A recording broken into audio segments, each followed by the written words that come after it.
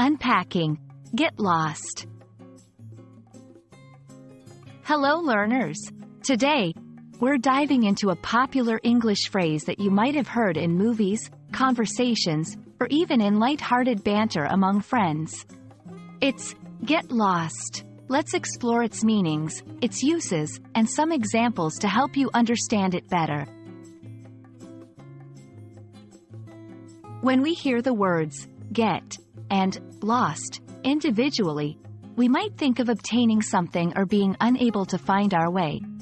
However, when used together as the phrase get lost, it doesn't usually mean to physically lose your way. The phrase get lost is typically used as an idiomatic expression. Here's what it generally implies. 1. Dismissal or rejection. It's a somewhat rude way of telling someone to go away or leave you alone. Imagine someone bothering you, and you want them to stop. You might exclaim, get lost. 2. Light-hearted banter.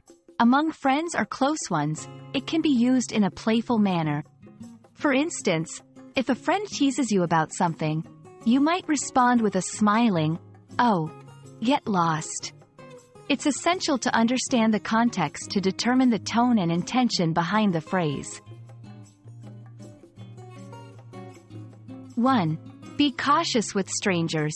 Since get lost can be taken as rude, it's wise to avoid using it with strangers or informal settings.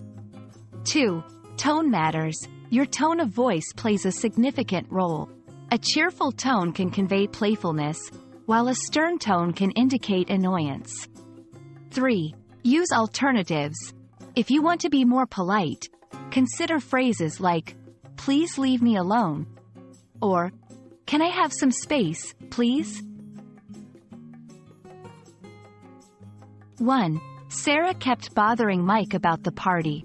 So Mike finally exclaimed, "Get lost, Sarah. I already told you I don't know." 2. When Jenny tried to tickle Joe, he laughed and said, "Get lost, Jenny. You won't catch me this time."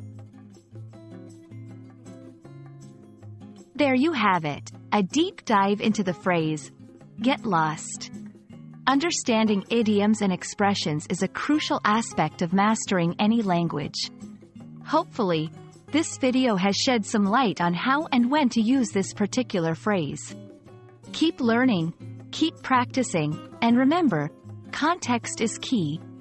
See you in the next lesson.